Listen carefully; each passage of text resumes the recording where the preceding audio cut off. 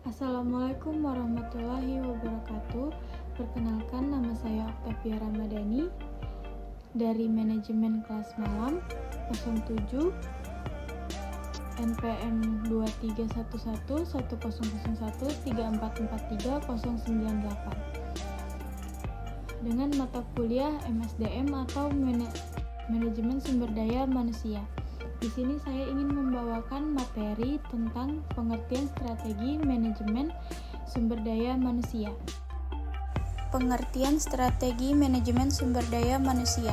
Strategi sumber daya manusia ialah serangkaian rancangan peningkatan kualitas sumber daya manusia agar dapat berkembang ke arah yang lebih baik.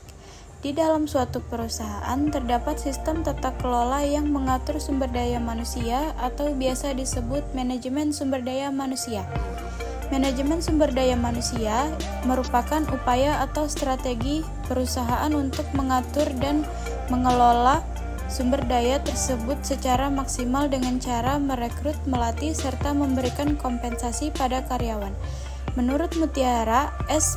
Panggabean, manajemen sumber daya manusia ialah suatu proses perencanaan, pengorganisasian, kepemimpinan, dan pengendalian seluruh kegiatan-kegiatan yang berkaitan dengan analisis pekerjaan, evaluasi pekerjaan, pengembangan, kompensasi, promosi, dan pemutus hubungan kerja demi mencapai tujuan yang telah ditetapkan. Tujuan MSDM meningkatkan kualitas sumber daya manusia, menjamin ketersediaan tenaga kerja baik masa sekarang ataupun yang akan datang, meminimalisir kesalahan dalam pekerjaan, menghindari terjadinya kekurangan maupun kelebihan tenaga pekerja atau karyawan. Hal yang harus diperhatikan, sikap disiplin, bertanggung jawab, bekerja sesuai dengan bidang atau keahlian, memiliki sikap daya saing untuk meningkatkan kualitas diri, dapat bekerja sama dengan tim dengan baik. Fungsi MSDM, manajemen sumber daya manusia, berkontribusi sangat besar dalam pengelolaan karyawan agar memiliki kinerja yang lebih berkualitas dengan menerapkan beberapa fungsinya, antara lain perencanaan atau planning, perekrutan atau recruitment, seleksi, orientasi, pelatihan dan pengembangan, evaluasi kinerja, pengintegrasian, pemeliharaan, serta pemberhentian. Strategi pengembangan SDM di perusahaan memberikan kesempatan kepada setiap karyawan untuk menalurkan ide dan gagasan mereka, memberikan reward atau penghargaan kepada karyawan, mengadakan program pelatihan bagi karyawan. Indikator-indikator strategi sumber daya manusia berdasarkan Hasibuan tahun 2000, indikator yang diukur dari metode pengembangan yang diterapkan antara lain sebagai berikut: prestasi kerja karyawan, kedisiplinan karyawan, absensi karyawan, tingkat kerusakan produksi, alat dan mesin, tingkat kecelakaan karyawan, tingkat pemborosan bahan baku, tenaga dan waktu, tingkat kerjasama, tingkat upah intensif karyawan, prakarsa karyawan, serta terakhir kepemimpinan dan keputusan manajer. Pengertian kinerja dalam manajemen sumber daya manusia. Kinerja berasal dari bahasa Inggris performance yang berarti pekerjaan, perbuatan, penampilan, pertunjukan. Ada yang memberikan pengertian bahwa performance merupakan definisi dari hasil kerja atau prestasi kerja. Namun kinerja memiliki makna yang lebih luas, bukan hanya sekadar hasil pekerjaan, tetapi juga bagaimana proses pekerjaan tersebut berlangsung. Sedangkan dalam ilmu manajemen, kinerja ialah hasil kerja yang diperlihatkan atau ditunjukkan kepada saat mengerjakan sesuatu pekerjaan individu atau kelompok dalam suatu instansi atau organisasi, sesuai dengan wewenang dan tanggung jawab masing-masing dalam mencapai tujuan akhir dari kegiatan yang dilakukan oleh instansi atau organisasi tersebut.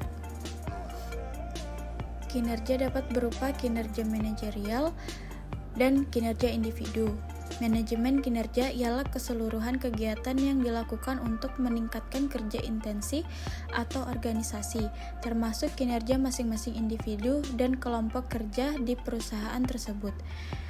Faisal Rifai tahun 2015 menyebutkan bahwa kinerja karyawan merupakan suatu hal yang sangat penting dalam upaya perusahaan mencapai tujuannya.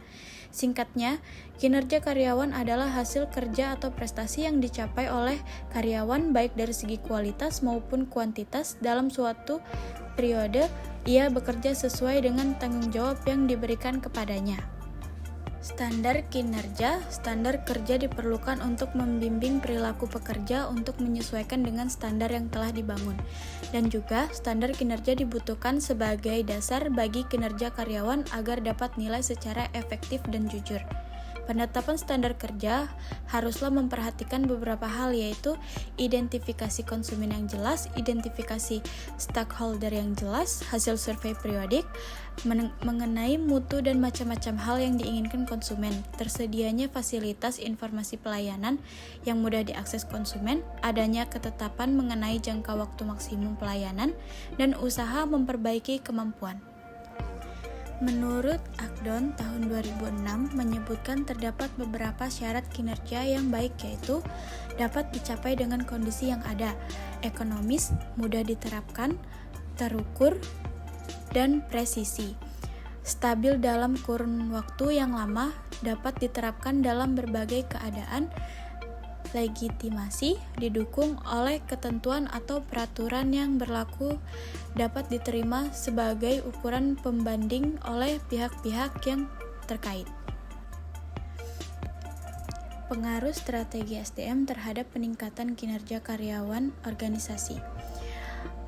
Sutisna tahun 2014 menyatakan bahwa perusahaan yang terus berupaya untuk meningkatkan skills atau abilities yang merupakan investasi human capital dapat membantu meningkatkan kinerja yang lebih baik. Fungsi perusahaan ialah mengarah segala sumber daya dan kemauan internal untuk menghadapi kepentingan pasar sebagai faktor eksternal utama. Sumber daya manusia sangat penting bagi keberlangsungan perusahaan. Oleh karena itu, dengan strategi manajemen sumber daya manusia yang baik dan berstruktur, maka akan semakin baik pula kinerja karyawan serta kinerja instansi atau organisasi tersebut.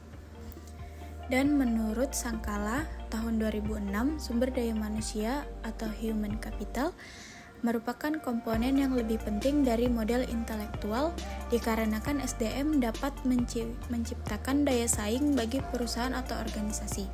Atau dapat dikatakan human capital merupakan aspek penting yang sangat mempengaruhi tinggi rendahnya tingkat kinerja suatu perusahaan atau organisasi.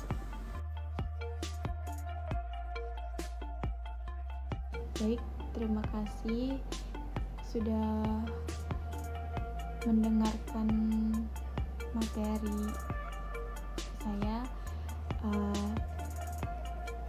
Kurang lebihnya saya minta maaf. Wassalamualaikum warahmatullahi wabarakatuh.